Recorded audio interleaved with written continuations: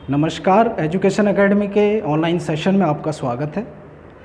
पिछली वीडियो में हमने जो चर्चा करी थी उत्तराखंड का जो इतिहास है उसके विषय वस्तु के संबंध में, और आज हम उसी विषय वस्तु का जो एक पहला टॉपिक है, लास्ट वीडियो में भी हम चर्चा करके गए थे कि जो उत्तराखंड के इतिहास का सबसे पहला पार्ट है प्राग ऐतिहासिक काल, वहाँ से हम अपने जो उत्तराखंड के लेक्चर्स हैं उनकी शुरुआत करेंगे।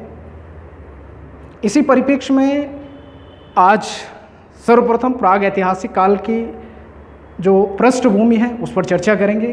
क्या उसका इतिहास रहा था, उसको प्राग ऐतिहासिक काल क्यों कहा जाता है, और उससे रिलेटेड जो इतिहास है उस विषय वस्तु को हम देखेंगे कि क्या उसका इतिहास रहा था और उत्तराखंड का इतिहास जो शुरुआत होता है वो कैसे उसकी इतिहास की शुरुआत हुई थी। तो चर्चा कर लेते हैं प्राग ऐतिहासिक काल पर। इसे कहा जाता है प्री हिस्टोरिकल एरा। प्राग ऐतिहासिक काल, सर्वप्रथम जो प्रश्न उठता है कि इसे प्राग ऐतिहासिक काल क्यों कहा जाता है। देखो, उत्तराखंड के जो इतिहास है उसको हमने दो खंडों में बांटा था। पिछली वीडियो में हमने ये देखा था, एक उसका पार्ट था प्राग ऐतिहासिक काल का और दूसरा ऐतिहासिक काल का। ऐतिहासिक काल तो उसको कहा जाता है जहाँ से हमें इतिहास में वास्तविक रूप से साक्ष्य मिलने प्रारंभ हुए थे, जहाँ साक्ष्य मिलने शुरुआत हुई, जहाँ से वास्तविक इतिहास की हम अगर भूमिका देखें तो वो इतिहास के अंतर्गत काउंटेड होता है। और प्राग ऐतिहासिक काल जिसका इतना ज़्यादा लिखित कोई प्रमाण नहीं है उसको हम प्राग ऐतिहासिक काल कहते हैं। तो प्राग ऐतिहासिक काल को पिछली वीडियो में हमने जो है दो सेक्शन में बांटा था। इसकी जानकारी के जो स्रोत हैं वो दो तरह से इसकी जानकारी उल्लेख होती है। एक स्रोत जिनको कहा जाता है साहित्यिक स्रोत, यानी प्राग ऐतिहासिक काल की जानकारी का जो साहित्यिक स्रोत हैं, साहित्य में कहाँ उसका वर्णन है उसके बारे में जो उल्लेखित होता है वो साहित्यिक स्रोत में हम पढ़ते हैं। और दूसरा जो उल्लेख मिलता है वो मिलता है पुरातात्विक स्रोत।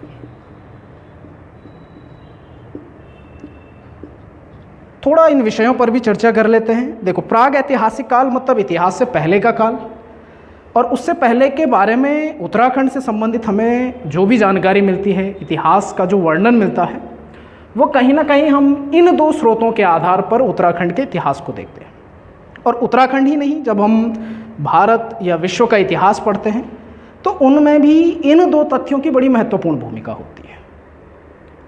उत्तराखंड के अगर हम प्राचीन इतिहास को देखें, यद्यपि हमें जो जानकारियाँ प्राप्त हो जाती है वो वैदिक काल से होती है। साहित्य का सबसे पहला जो स्रोत है वो है वैदिक साहित्य, यानी वेदों में जब जो है किसी क्षेत्र का उल्लेख, किसी तथ्य का उल्लेख किया जाता है तो उसे कहा जाता है वैदिक साहित्यिक स्रोत। साहित्य के अंतर्गत सर्वप्रथम जो ऋग्वैदिक काल है, तो ऋग्वैदिक काल में उत्तराखंड का भी कुछ उल्लेख होता है।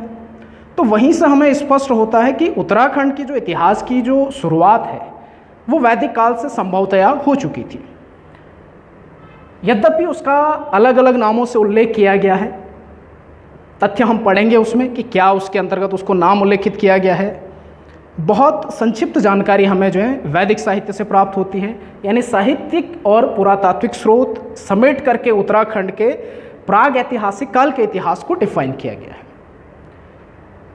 देखो, कई साहित्यिक स्रोत और पुरातात्विक स्रोत, इन दोनों के बीच डिफरेंस क्या होता है और इतिहास में क्या इनकी भूमिका होती है। साहित्यिक स्रोत की अगर हम बात करें तो साहित्य में कई बार क्या होता है कि जो जानकारियाँ होती हैं अगर उसके प्रमाण मिल जाए, प्रमाण जिनको हम कह सकते हैं पुरातात्विक स्रोत, उसमें अवशेष आ जाते हैं, शैलचित्र आ जाते हैं, इस प्रकार के कुछ उपकरण आ जाते हैं जिससे ये स्पष्ट होता है कि ये इतिहास वहाँ से शुरू हो चुका था। अगर उस इतिहास का साहित्यिक स्रोत के साथ पुरातात्विक स्रोत भी हो तो उसको इतिहास कहा जाता है। और केवल अगर साहित्यिक स्रोत हो और पुरातात्विक स्रोत न हो तो कई बार ये एक विचारधारा भी बन जाती है, और इसी कारण हम इतिहास में उसको ज़्यादातर काउंटेड नहीं करते हैं। इसका एग्जाम्पल जैसे साहित्यिक स्रोत में अगर हम बात करें रामायण, महाभारत, इनका अगर हम देखें तो साहित्यिक उल्लेख है, लेकिन पुरातात्विक साक्ष्य उनके उपलब्ध न होने के कारण उनको हम इतिहास में काउंट नहीं करते हैं। साहित्यिक स्रोतों की अगर हम बात करें तो जो साहित्य में हमें वेद हो गए, पुराण हो गए, उपनिषद हो गए, ब्राह्मण ग्रंथ हो गए, अन्य प्रकार के कई और जो है साहित्य के जो प्रमाण हैं जहाँ से हमें साहित्य के बारे में जानकारी मिलती है, और उत्तराखंड का इतिहास यहाँ से हम समेटते हैं। पुरातात्विक स्रोतों की अगर हम बात करें तो इसकी राज्य के अंतर्गत जो जानकारी है वो अवशेषों से प्राप्त होती है, या उसमें आपके शैलचित्र आ गए, इसमें आपके सिक्के आ जाते हैं, और इसी के अंतर्गत आपके कुछ जो अभिलेख हैं, अभिलेखों से भी हमें प्रमाण मिलता है कि इस क्षेत्र के अंतर्गत संभवतया निवास की परंपरा शुरू हो चुकी थी। तो शुरुआती अगर इतिहास हम साहित्य स्रोत के अंतर्गत अगर काउंटेड करें तो इसमें जब ऋग्वेद में उत्तराखंड का उल्लेख है वो अलग अलग नामों से, ऋग्वेद में इसको देवभूमि या मनुष्यों की पूर्ण भूमि कहा जाता था। इसी प्रकार समय के साथ साथ अन्य क्षेत्रों के नाम उल्लेखित होते हैं, अलग अलग जो साहित्यिक स्रोत हैं हमारे वहाँ पर अलग अलग नामों से उनका उल्लेख किया गया है। इसी प्रकार इस क्षेत्र को खसदेश भी कहा जाता है, ब्रह्मपुर, इन अनेक नामों से इसका उल्लेख क्षेत्रों में किया गया है। तो सर्वप्रथम जो स्रोत होते हैं साहित्यिक स्रोत, पुरातात्विक स्रोत के अंतर्गत अगर हम प्रारंभिक जानकारी को अगर देखें तो इसकी जानकारी हमें मिलती है गुफाओं से, और ये प्रमाण करते हैं कि मनुष्य उस अवस्था में था जब गुफाओं में निवास करता था, और उस समय राज्य के अंतर्गत निवास की परंपरा शुरू हो चुकी थी। पुरातात्विक इतिहास का ही एक कालखंड और हम पढ़ेंगे जो उत्तराखंड के आदि निवासियों से था। इसको हम प्राग ऐतिहासिक काल और ऐतिहासिक काल की बीच की कड़ी हम कह सकते हैं, यानी यहाँ से इतिहास की शुरुआत हो चुकी थी। तो इस पक्ष पर हम अंत में चर्चा करेंगे। शुरुआत में करते हैं साहित्यिक स्रोत के अंतर्गत। तो साहित्य में जैसे मैंने बताया कि उत्तराखंड का सर्वप्रथम उल्लेख हमें ऋग्वेद से प्राप्त होता है, और ऋग्वेद के अंतर्गत अलग अलग जो हैं जो खंड हैं साहित्यिक स्रोत के अंतर्गत वो हमें प्राप्त होते हैं। इन्हीं में एक खंड है आपका पुराणों का, और जो 18 पुराण हैं उन 18 पुराणों में एक पुराण है आपका स्कंद पुराण। स्कंद पुराण भारत के पौराणिक खंड के रूप में जो है 18 पुराणों की जो गणना की जाती है, उनका जो इतिहास समेटा जाता है, उसी में एक पुराण है आपका स्कंद पुराण।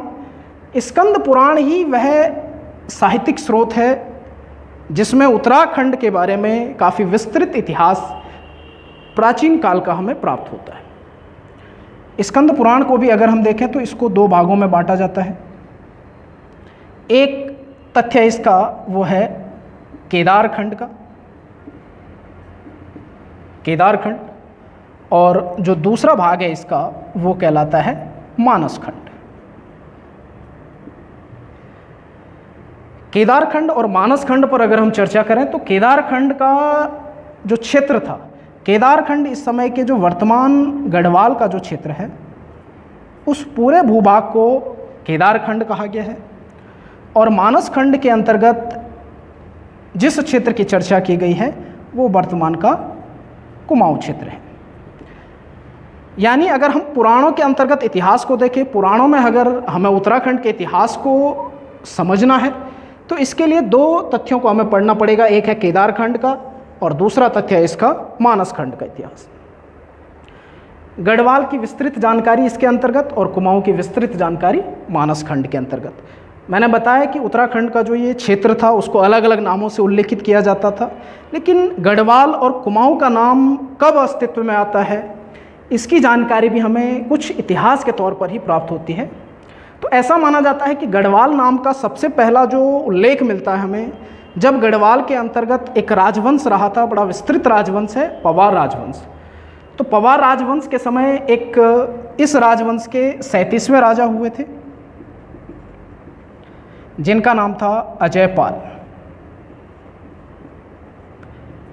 अजयपाल। तो माना जाता है कि अजयपाल ने जब अपने साम्राज्य विस्तार की नीति को अपनाया, यहाँ के छोटे छोटे जो ठकुरी राजा थे उन राजाओं को पराजित करके और उन पर अपना एक छत्र जो राज्य है स्थापित किया।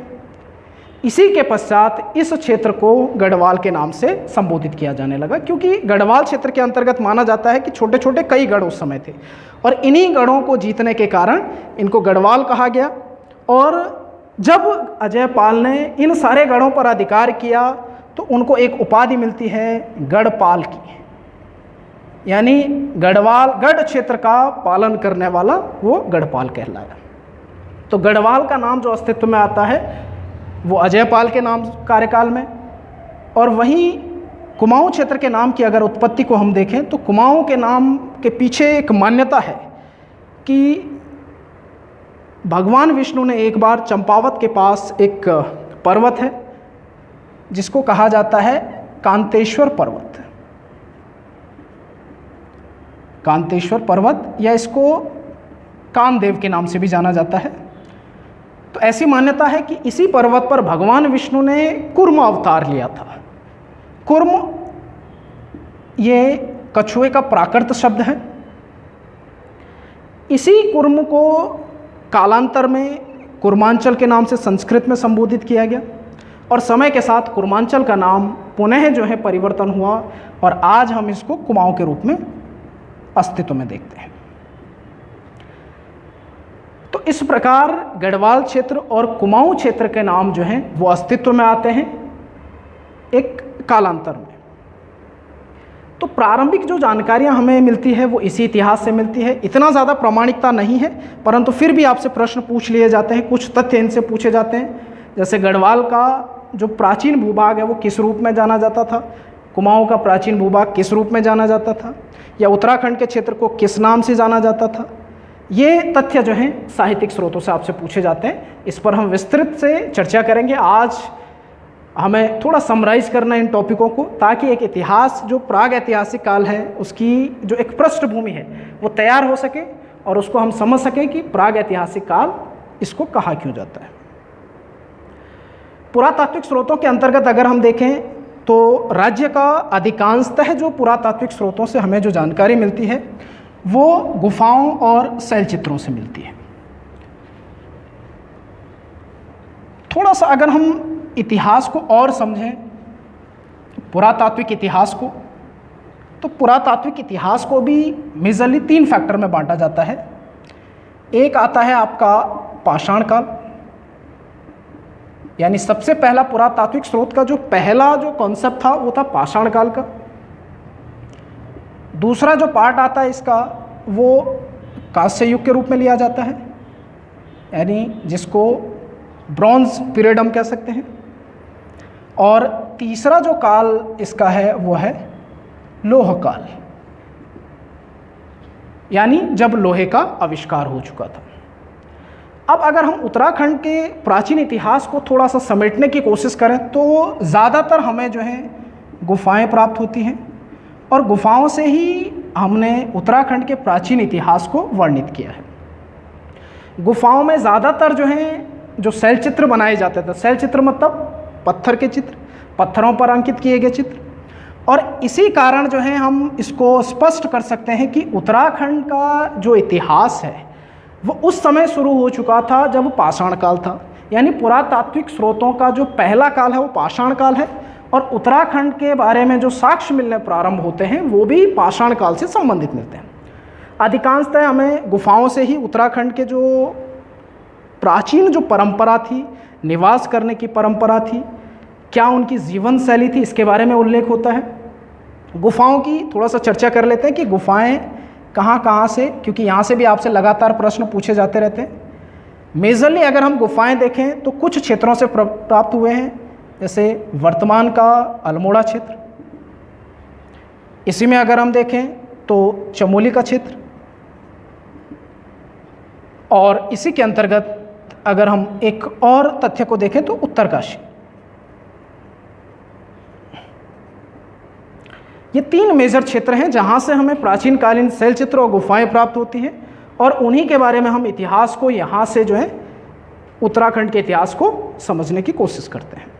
यद्यपि कुछ और क्षेत्र थे, जैसे पिथौरागढ़ हो गया, चंपावत का एरिया हो गया, लेकिन इन क्षेत्रों में गुफाओं की जो संख्या है वो बहुत कम मिली, यानी शैलचित्र बहुत कम अवशेष प्राप्त हुए हैं। इसी कारण हम संभवतया कह सकते हैं कि प्राचीन जो निवास जो शुरू हुआ था अल्मोड़ा, चमोली और उत्तरकाशी, इन क्षेत्रों में निवास करते थे। अब अगर हम वर्तमान में उत्तराखंड के थोड़ा मैप को समझें तो ये जो तीनों स्थान हैं अल्मोड़ा, चमोली और पिथौरागढ़, इनकी अगर स्थिति को अगर हम देखें तो ये आपके महान हिमालय और मध्य हिमालय के बीच के क्षेत्र हैं। यानी स्पष्टतया हम कह सकते हैं कि जो निवास की परंपरा जो शुरू हुई थी वो महान हिमालय और मध्य हिमालय के बीच हुई थी, यानी मनुष्य यहाँ निवास करता था। अब थोड़ा इसको अगर हम और समेटने की कोशिश करें तो इससे ये समझ में आता है कि जो मनुष्य महान हिमालय और मध्य हिमालय में रहता था, वहाँ उसके लिए क्या आवश्यकताएं थी कि वो यहाँ निवास करता था। अगर हम प्रारंभिक परंपरा को देखें तो मनुष्य जो निवास करता था, उसकी जो जीवन शैली थी या अपने जीवन का जो निर्वहन करता था, वो कृषि और पशुपालन पर था। कृषि उन क्षेत्रों में ज़्यादा होती है जहाँ पानी का क्षेत्र ज़्यादा होता है, नदियाँ जहाँ होती हैं वो वाला क्षेत्र कृषि का होता है, और पशुपालन वहाँ ज़्यादा होता है जहाँ घास के मैदान ज़्यादा होते हैं।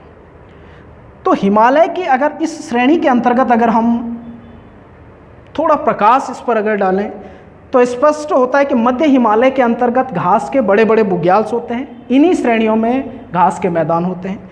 इसी कारण यहाँ पर जो है हम कह सकते हैं कि पशुपालन के लिए बहुत अच्छा व्यवसाय था। कृषि की अगर हम बात करें तो कृषि जो है मध्य हिमालय के बाद जब हम शिवालिक और तराई क्षेत्रों में आते हैं तो वहाँ जो है ज़्यादातर जो है कृषि की खेती होती है, यानी कृषि की जाती है। तो स्पष्ट होता है कि शुरुआत में इस क्षेत्र के अंतर्गत कृषि की अपेक्षा पशुपालन पर ज़्यादा फोकस था, यानी मनुष्य जो अपनी जीवन की शैली को निर्वहित करता था वो पशुपालन पर निर्भर करता था। मनुष्य पशुओं का पालन करना प्रारंभ कर चुका था। अल्मोड़ा के अंतर्गत कुछ स्थानों पर हम चर्चा कर लेते हैं कौन कौन से स्थान यहाँ से प्राप्त हुए हैं। एक है आपका लाखू उड्यार। उड्यार का अर्थ होता है गुफा ही होती है, गुफा का जब छोटा आकार होता है तो उसको उड्यार कहा जाता है। यही वो गुफा है जिसमें माना जाता है कि सर्वप्रथम जिसकी खोज हुई थी 1968 में MP जोशी के द्वारा इस स्थान को खोजा गया था।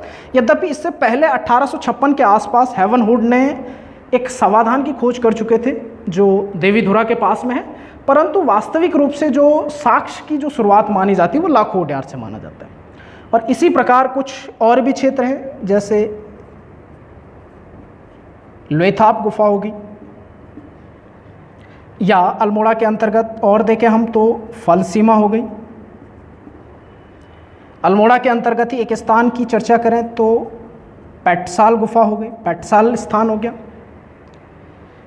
इसी में अगर हम चर्चा करें तो एक स्थान आता है आपका नैनी पातल का, नैनी पातल। इसी के अंतर्गत कुछ और स्थानों की चर्चा करें तो अल्मोड़ा के अंतर्गत ही कसार देवी हो गया। इसी में अगर हम देखें तो रामगंगा घाटी, इसके अंतर्गत भी साक्ष्य हमें प्राप्त होते हैं।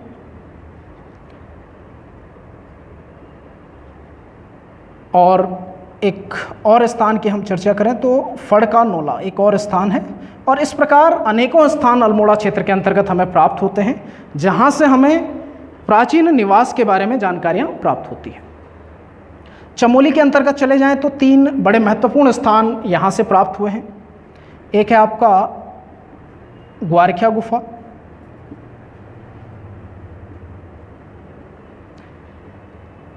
एक है आपका किमनी गांव, और एक अवशेष आपके प्राप्त होते हैं वो है मलारी से। 3 बड़े महत्वपूर्ण एग्जाम से संबंधित ये टॉपिक हैं जहाँ से आपसे लगातार प्रश्न पूछे जाते रहते हैं। इन पर हम विस्तार में चर्चा लेक्चर के रूप में करेंगे। आज थोड़ा जो प्राग ऐतिहासिक काल की जो समरी है उसको एक बार जान लेते हैं।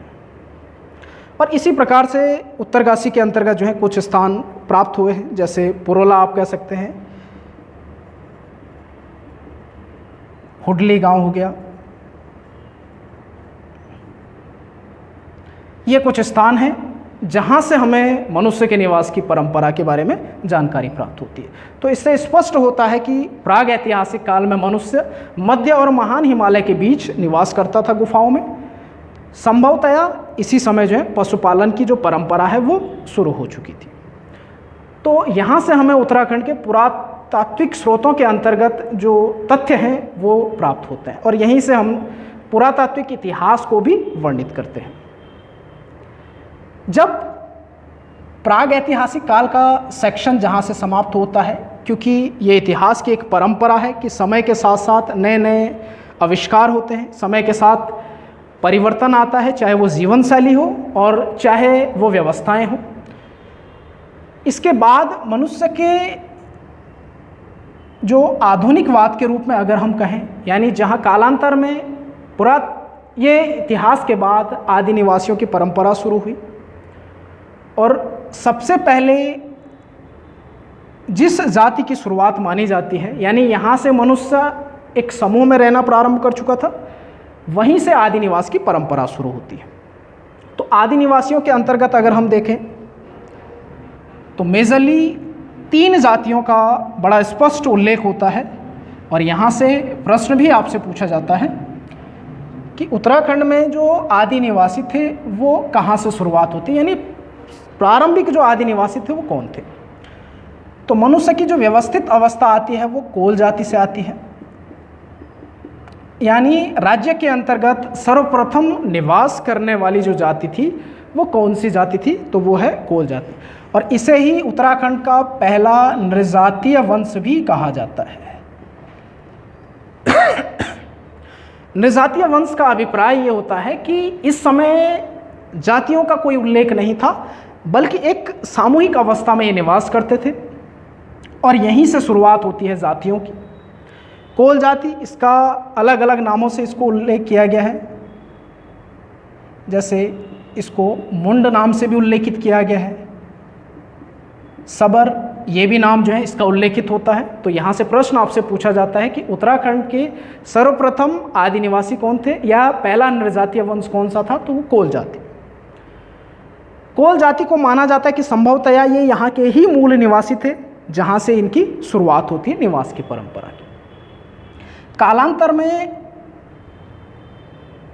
उत्तरी क्षेत्र से एक जाति का इस क्षेत्र में प्रादुर्भाव हुआ, इसे कहा जाता है किरात जाति। किरात जाति